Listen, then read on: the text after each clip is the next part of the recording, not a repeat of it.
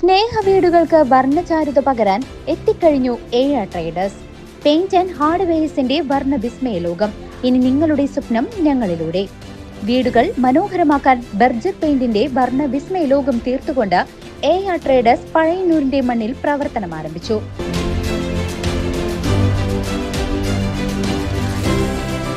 ഏഴ traders paint and hardware, Pazhayannur high school road, AR complex.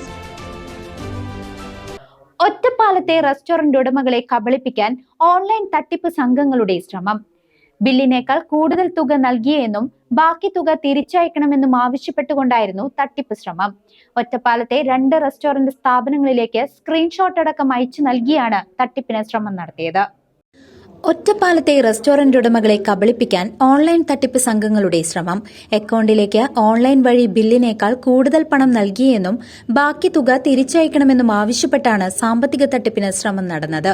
ഒറ്റപ്പാലത്തെ 2 സ്ഥാപനങ്ങളിലാണ് ബില്ലിനേക്കാൾ കൂടുതൽ തുക അയച്ചുവെന്ന് സ്ക്രീൻഷോട്ട് അയച്ച് കബളിപ്പിച്ച് പണം തട്ടാൻ ശ്രമം നടന്നത്. കഴിഞ്ഞ ദിവസം ഒറ്റപ്പാലം പാലപ്പുറത്തെ കാവേരി വെജിറ്റേറിയൻ റെസ്റ്റോറന്റിന്റെ ഉടമ സനിലിന്റെ ഫോണിലേക്കാണ് തട്ടിപ്പ് സംഘം ബന്ധപ്പെട്ടത്. ഹിന്ദിയിലായിരുന്നു ആദ്യ സംഭാഷണം. ഇംഗ്ലീഷിൽ സംസാരിക്കുമോയെന്ന് ചോദിച്ചതോടെ അത്ര വ്യക്തമല്ലാത്ത ഭാഷയിൽ മറുപടിയെത്തി. തന്റെ ഭാര്യയും ഡ്രൈവറും ഹോട്ടലിലേക്ക് വരുന്നുണ്ടെന്നും ഭക്ഷണം പാക്ക് ചെയ്ത് വെക്കണമെന്നുമായിരുന്നു തട്ടിപ്പുകാരന്റെ ആവശ്യം. പണം ഓൺലൈനായി അയക്കാമെന്ന് വാഗ്ദാനം. ബിൽ 950 രൂപയാണെന്ന് അറിയിച്ചതോടെ UPI QR കോഡ് അയക്കാൻ തട്ടിപ്പുകാരൻ നിർദ്ദേശിച്ചു. കോഡ് അയച്ചതിന് പിന്നാലെ അടുത്ത വിളിയെത്തി. 950 രൂപയ്ക്ക് പകരം അബദ്ധത്തിൽ 9050 രൂപ അയച്ചുവെന്നും ബാക്കി പണം തിരിച്ചയക്കണമെന്നുമായിരുന്നു അഭ്യർത്ഥന. ഗൂഗിൾ പേ ആപ്പിൽ ക്യാഷ് സ്പ്ലിറ്റ് റിക്വസ്റ്റ് സംവിധാനം ദുരുപയോഗം ചെയ്ത് 9050 രൂപ അയച്ചെന്ന വ്യാജ സ്ക്രീൻഷോട്ടും അയച്ചു നൽകി. ദീപക് കുമാർ എന്ന പേരിൽ നിന്നായിരുന്നു പണം അയച്ചത് എന്നാണ് സ്ക്രീൻഷോട്ട്. പരിശോധിക്കട്ടെ എന്ന് സനിൽ പറഞ്ഞ് ഫോൺ കട്ട് ചെയ്തു. വീണ്ടും തുടർച്ചയായി ഫോൺ വിളികൾ വന്നതോടെ സംശയം ബലപ്പെട്ടു. തന്റെ എല്ലാ ബാങ്ക് അക്കൌണ്ടുകളും പരിശോധിച്ചുവെങ്കിലും പണം വന്നിട്ടില്ലെന്ന് തിരിച്ചറിഞ്ഞു.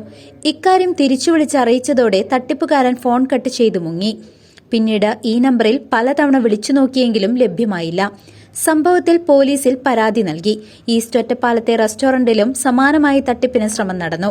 ഉടമകൾ ബാങ്ക് അക്കൌണ്ടുകൾ പരിശോധിച്ചതുകൊണ്ട് മാത്രമാണ് തട്ടിപ്പിനിരകളാകാതിരുന്നത്. News desk CCV.